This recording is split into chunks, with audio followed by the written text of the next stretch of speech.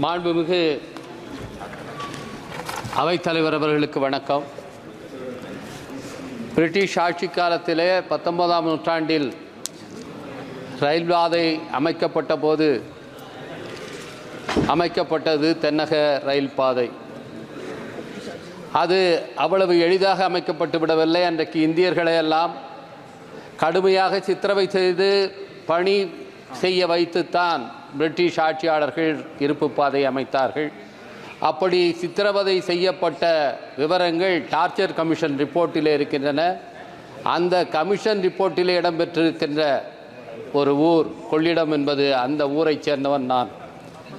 அவ்வளவு பழமை வாய்ந்த மக்களுடைய தியாகத்தால் அமைக்கப்பட்ட அந்த தென்னக ரயில்வே இன்றைக்கு இந்திய ஒன்றிய அரசால் புறக்கணிக்கப்படுவது வேதனை அளிக்கிறது. குறிப்பாக இந்த ரயில்வே நட்டத்தில் இயங்குவதாக தொடர்ந்து சொல்லப்படுகிறது. ஆனாலும் பயணிகள் கட்டணத்துக்கு கடந்த முறை நிர்ணயித்த இலக்கை விட கூடுதலாக 3000 கோடி ரூபாய் வசூலிக்கப்பட்டிருக்கிறது. 70,000 கோடி இலக்கு நிர்ணயிக்கப்பட்டது. 73,000 கோடி கடந்த ஆண்டு கட்டணம் பயணிகளிடம் இருந்து வசூலிக்கப்பட்டிருக்கிறது. இந்த ஆண்டு 80,000 கோடி ரூபாய் பயணிகள் கட்டணத்தின் மூலமாகவும் 1,80,000 கோடி ரூபாய் சரக்கு கட்டணத்தின் மூலமாகவும் வருமானம் வரும் என்று இலக்கு நிர்ணயிக்கப்பட்டிருக்கிறது. ஆனால் அதற்கேற்ப பயணிகளுக்கான வசதிகள் செய்யப்படுகின்றனவா என்று பார்த்தால் அது மிக குறைவாகவே இருக்கிறது. அம்ரித் பாரத் திட்டத்தின் கீழ் நான் சார்ந்திருக்கிற விழுப்புரம் தொகுதியினுடைய விழுப்புரம் ஜங்ஷன் எடுத்துக்கொள்ளப்பட்டு அதில் சில பணிகள் இன்றைக்கு மேற்கொள்ளப்பட்டிருக்கின்றன. ஆனால் உளுந்தூர்பேட்டை, திருக்கோயிலூர், திண்டிவனம் ரயில் நிலையங்களிலும் அத்தகைய மேம்பாட்டு பணிகளை முன்னெடுக்க வேண்டும் என்று நான் கடந்த 17வது நாடாளுமன்ற அவையிலும் தொடர்ந்து வலியுறுத்தி வந்தேன். இப்பொழுதும் தொடர்ந்து அந்த கோரிக்கையை முன்வைக்கின்றேன். அது மட்டுமல்லாமல் பயணிகளுக்கு வழங்கப்பட்டு வந்த குறிப்பாக சீனியர் சிட்டிசன்ஸ் மூத்த குடிமக்களுக்கு வழங்கப்பட்டு வந்த அந்த சிறப்பு சலுகையை, கட்டண சலுகையை மீண்டும் கொண்டு வர வேண்டும் என்பதை இங்கே பல உறுப்பினர்கள் வலியுறுத்தி இருக்கிறார்கள்.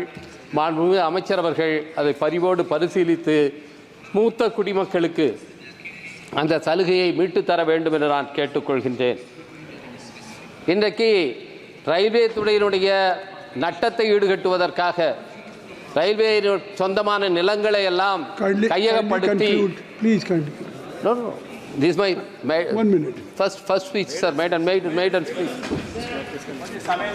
So, அந்த நிலங்களை எல்லாம் இன்றைக்கு தனியாருக்கு விற்று கொண்டிருக்கிறார்கள். 99 வருடங்களுக்கு குத்தகைக்கு விடுகிறார்கள்.